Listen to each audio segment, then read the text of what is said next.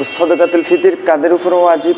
সদকাতুল ফিতির মুসলিম ছোট বড় দাস দাসী সবার উপরেই সদকাতুল ফিতির ওয়াজিব। যাদের উপরে কোরবানি ওয়াজিব তাদের উপরে সদকাতুল ফিতির ওয়াজিব হয়ে যায়।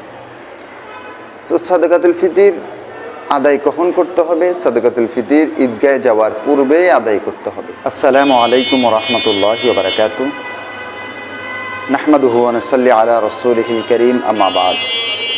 দূরের কাছের দেশের প্রবাসের যারা যেখান থেকে এই মুহূর্তে আমাদের রমাদানের ধারাবাহিক পর্ব দেখছেন, আপনাদেরকে অসংখ্য ধন্যবাদ।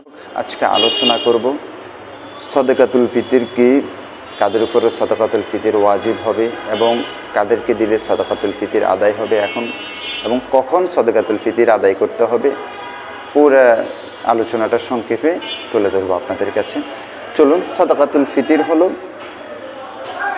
রোজাদার ব্যক্তি যে দানটা করে, অভাবগ্রস্ত এবং কি ঋণগ্রস্ত রোজাদার যাদেরকে দান করে সেটাকে সাদাকায়ে ফিতির বলে। সদকাতুল ফিতির কাদের উপরে ওয়াজিব? সদকাতুল ফিতির মুসলিম ছোট বড় দাস দাসী সবার উপরেই সদকাতুল ফিতির ওয়াজিব। যাদের উপরে কোরবানি ওয়াজিব তাদের উপরে সদকাতুল ফিতির ওয়াজিব হয়ে যায়। তো সদকাতুল ফিতির আদায় কখন করতে হবে? সদকাতুল ফিতির ঈদগাহে যাওয়ার পূর্বেই আদায় করতে হবে। সদকাতুল ফিতির ঈদগাহে যাওয়ার পূর্বেই আদায় করতে হবে। সদকাতুল ফিতির ছোট বড় সবার উপরেই আবশ্যক, ওয়াজিব। এমনকি যে সাদেকের পূর্বে জন্মগ্রহণ করেছেন তাকেও সদকাতুল ফিতির আদায় করতে হবে, অথবা যে ব্যক্তি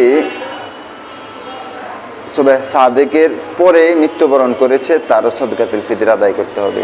কিন্তু যদি সুবহ সাদেকের পূর্বেই কোনো ব্যক্তি মারা যায় তার সদকাতুল ফিতির আদায় করতে হবে না, এবং সুবহ সাদেকের পরে যে বাচ্চা জন্মগ্রহণ করেছে তারও সদকাতুল ফিতির আদায় করতে হবে না।